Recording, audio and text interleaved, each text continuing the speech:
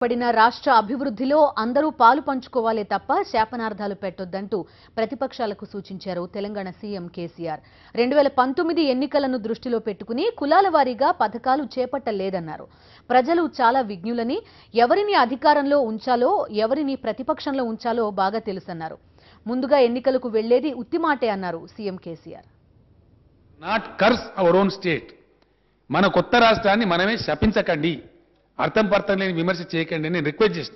Reason why కొత్త రాష్ట్రం మంచి జరుగుతుంది. ఓకే, పాలిటిక్స్ రైట్, పాలిటిక్స్ మళ్ళీ ఓటు రావాలంటే ఇంకో 26-27 నెలలు కావాలికంత తొందర ఎందుకంటే నాకు అర్థం కాదు. మేము తప్పు చేయకపోతే ప్రజలు మాకు ఇలా ఎవరు చెప్తే నమ్ముతారు అధ్యక్ష? ప్రజలు చాలా చాలా చాలా తెలివి కలు ఉన్నారు ప్రజలు. ఇప్పుడు ఏది పడితే చెప్తే నమ్మే పరిస్థితులు లేరు. బూమరాంగ్ కూడా అవుతుంది, రివర్స్ కూడా అవుతుంది. ఇది మాకు ప్రజలు ఇస్తే వచ్చిన అధికారం అండి. మేము ఎవడో నామినేట్ చేస్తే రాలేడికి. And there is not going to be advanced preponed election as Mr. Uttam Kumar Reddy is propagating outside. No, there is not going to, we are not going to prepone.